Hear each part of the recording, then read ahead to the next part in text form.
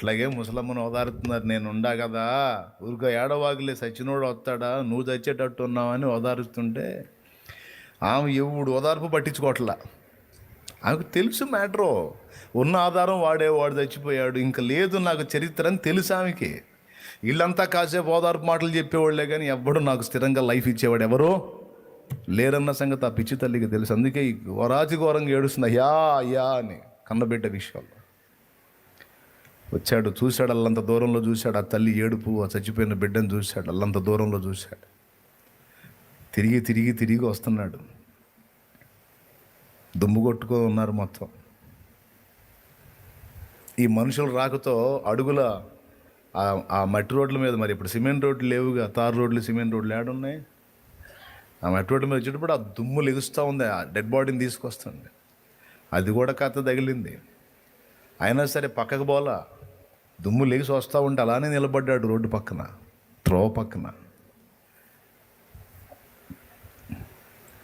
తల్లి ఏడుస్తుంది, శవం వచ్చేస్తుంది ముందుకి, తల్లి వెనక ఏడుస్తా, అయ్యా కొడుక. ఆపాడు, పాడిని ముట్టాడు, ఆగండి అన్నాడు. ఆయన ఎప్పుడైతే పాడిని పట్టుకున్నాడు ఆగారు.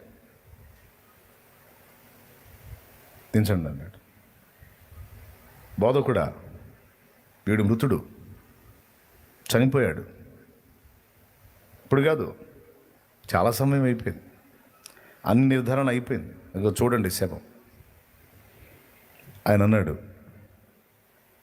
ఆ తల్లికి వెళ్ళి చూశాడు, ఏడుస్తూ ఉంది. ఈ కొడుకు మృతదేహం. జాలిపడ్డాడు, కనికరపడ్డాడు.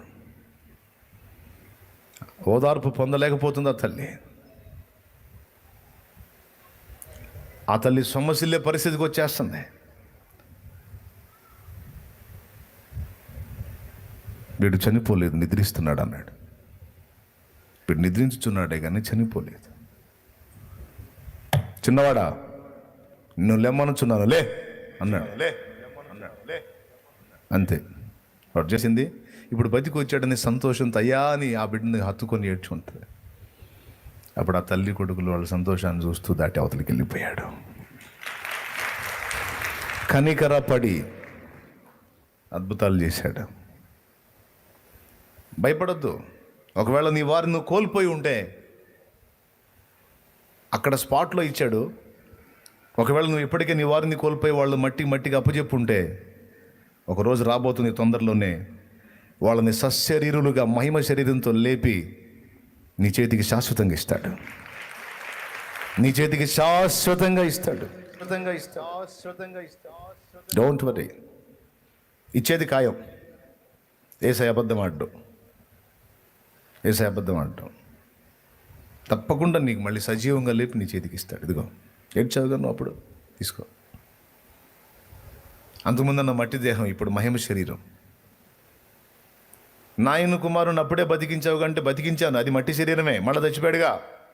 లాజర్ను బ్రతికించాను, నిజమే, అది మట్టి శరీరమే, మళ్ళీ చచ్చిపోయాడుగా. కానీ ఇదిగో ఇప్పుడు నేను నీకు ఇస్తున్న ఈ శరీరము, ఇదిగో ఇప్పుడు నేను నీకు ఇస్తున్న నీ వారు ఇక ఎప్పటికీ చావరు, శాశ్వతంగా నీతో వారు, వారితో నువ్వు ఉంటావు. హల్లెలూయా. అది నీకు తాత్కాలికంగా కావాలా, శాశ్వతంగా కావాలా? అట్లయితే కొద్దిగా వెయిట్ చేయి. పక్క అబద్ధాలు ఆడ్డు. నీ మీద జాలి వచ్చిందనుకో, ఎంత అద్భుతమైన నీ కోసం చేస్తాడు ఆయన. కనికరం నీ మీద కలిగిందనుకో, కరుణ నీ మీదకి వచ్చిందనుకో, అది ఎంతటి కార్యమైనా ఆయన చేస్తాడు. ఆయన నన్ను కనిపెట్టట్లా, మీరు నన్ను గమనించండి అని అంటున్నాడు ఆయన. అర్థం కావట్లే వాళ్ళకి. విశ్రాంతి దినమందు స్వస్థపరచుట ధర్మమా అంటే చేయుటకు ఇంకా చాలా రోజులు ఉన్నాయి. విశ్రాంతి దినమందే చేయాలా? వాళ్ళు కోపపడి వాళ్ళ హృదయ కాఠిన్యానికి మొత్తాన్ని కలియ చూసి, నీ చేజాప అంటాడు. వాడు ఇట్ట పెట్టుకొని ఉంటాడు, చేయి సన్నగా అయిపోయి, చాపు నీ చేజాప అంటాడు.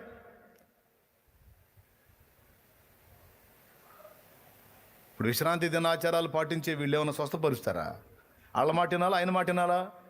వాడు చేయి కదిలిచ్చాడు, కదిలిస్తే బిగసగిపోయించి ముందుకు వచ్చింది, చాపో అన్నాడు, అంతే. చూస్తూ ఉండగానే చేయి మొత్తం సెట్ అయిపోయింది. బో అన్నాడు. ఇక పళ్ళు కొరకరు ఇల్లు. స్తోత్రం.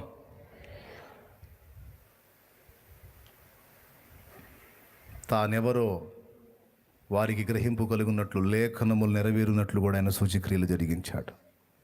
హల్లెలూయా. 5 సంగతులు చెప్పాను. ఇక దీని మీద తవ్వకాలు తవ్వుకుంటా పోతే ఇన్నొస్తాయి. ఇంటికి పోయి ధ్యానం చేయండి. ముందే చెప్పాను మనం ప్రార్థన చేసుకుందామని. అద్భుతాలు ఎందుకు? ఏంటిది ఇది?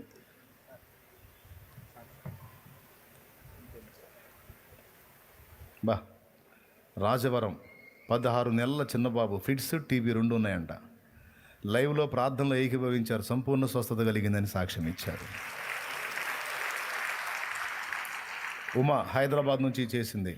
చెవి నొప్పి, గొంతు నొప్పితో విపరీతంగా బాధపడతా ఉందట. లైవ్లో ప్రార్థనలు ఏకీభవించినప్పుడు దేవుడు విడుదల ఇచ్చాడని చెప్తుంది. మరియ కుమారి గురజాల నుంచి కడుపులో గడ్డ ఉంది, ట్రీట్మెంట్కి డబ్బులు లేవు. దేవుని కృపను బట్టి లైవ్లో ప్రార్థనలు ఏకీభవించాను, దేవుడు స్వస్థపరిచాడు, విడుదల వచ్చిందని సాక్ష్యం పంపించింది. విజయకుమారి సత్తుపల్లి, తన అన్న లంగ్ క్యాన్సర్ అంట. శుక్రవారం లైవ్ ప్రార్థనలో ఏకీభవించారు, దేవుడు సంపూర్ణ స్వస్థత అనుగ్రహించారు, ఇప్పుడు ఆరోగ్యంగా ఉన్నాడని సాక్ష్యం ఇస్తూ ఉన్నారు.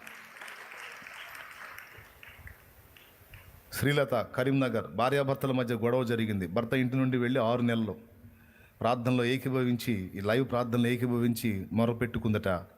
దేవుడు తన భర్తను తిరిగి ఇంటికి నడిపించాడని సాక్ష్యం పంపించింది. రైట్.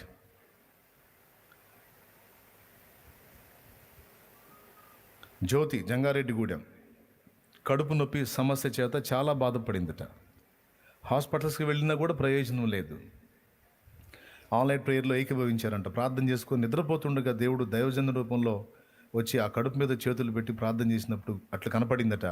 అప్పటి నుంచి నొప్పి తగ్గిపోయింది, ఇప్పటివరకు ఆ సమస్య లేదని సాక్ష్యం ఇస్తా ఉన్నారు. నీకు సాధ్యమే, సర్వం సాధ్యమే, ఒక మాట పలికిన చాలు. నీకు సాధ్యమే, సర్వం సాధ్యమే, ఒక మాట పలికిన చాలు. అయ్యా ఒక మాట పలికిన చాలు. అయ్యా ఒక మాట పలికిన చాలు. విన్నపాలు విను దైవమా, నా కన్నీరు గంచు దైవమా, స్వస్థతనిచ్చు దైవమా, నీకే స్తోత్రము యేసయ్యా. విన్నపాలు విను దైవమా.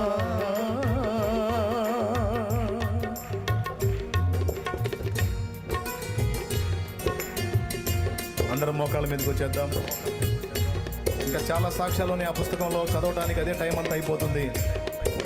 లైవ్ ద్వారా ప్రార్థనలో ఏకీభవించి తన సమస్యల గురించి మొరపెట్టినటువంటి బిడ్డలకు దేవుడు ఇచ్చిన అద్భుతమైన సమాధానాలు కోకోలుగా ఉన్నాయి. ఆ నోట్స్ నిండా ఉన్నాయి. అవన్నీ చదివితే చాలా టైం తీసుకుంటుంది. నా దేవుని కార్యాలు ఇవన్నీ కూడా ఆయన పాదాల చెంత గోజాడినప్పుడు ఆయన కనికరపడి చేసిన కార్యములు.